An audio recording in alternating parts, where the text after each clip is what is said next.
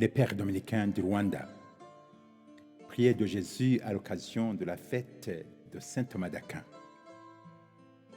Notre méditation en ce jeudi porte sur le chapitre 17 de l'Évangile selon Saint Jean, du verset 11 au verset 19. Il s'agit d'un évangile proposé pour la fête de Thomas d'Aquin que l'Église célèbre aujourd'hui et que les dominicains célèbrent particulièrement. En tout cas, le point commun, c'est la prière de Jésus. J'en soulignerai 3 aspects en mettant saint Thomas d'Aquin en perspective. Le premier aspect de la prière de Jésus, c'est l'unité. Jésus prie pour l'unité de ses disciples. La raison pour laquelle Jésus prie pour l'unité de ses disciples, c'est pour que cette unité ne soit pas calquée à celle que le monde peut chercher, mais celle qui se modèle, c'est celui de la Trinité, la communion du Père, du Fils et du Saint-Esprit. Garde mes disciples unis pour qu'ils soient un comme nous-mêmes. La condition pour parvenir à cette unité, c'est la fidélité au nom de Dieu, Père de tous. Jésus affirme que la mission à ses disciples a consisté à les garder à son saint nom.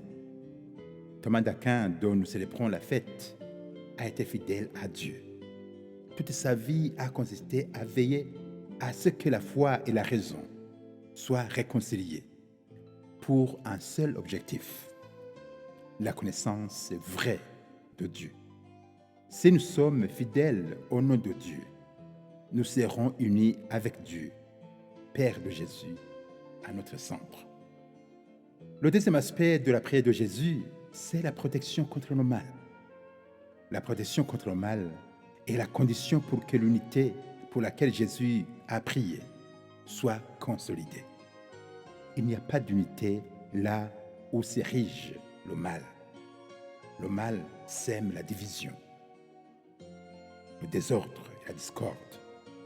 Le mal détruit l'unité en nous, en divisant notre corps de notre âme. Le mal détruit notre relation avec nos frères et sœurs, en semant la haine et la division. Le mal nous sépare de Dieu. Saint Thomas d'Aquin n'a jamais cessé de nous avertir sur les dangers du mal, comme privation qui va jusqu'à nous priver de Dieu et nous le faire oublier. Le péché consiste à oublier Dieu. En priant pour notre protection contre le mal, Jésus nous avertit du danger d'oublier Dieu comme garant de notre unité. À la manière de Jésus, il faut donc prier pour que Dieu nous rende forts contre le mal. Enfin, en troisième lieu, Jésus prie pour la consécration de ses disciples dans la vérité. Consacre-les dans la vérité. Celui qui est fidèle à Dieu vit dans la vérité. Ceux qui vivent dans la vérité de Dieu vivent dans la lumière, dont la force est capable de percer les ténèbres.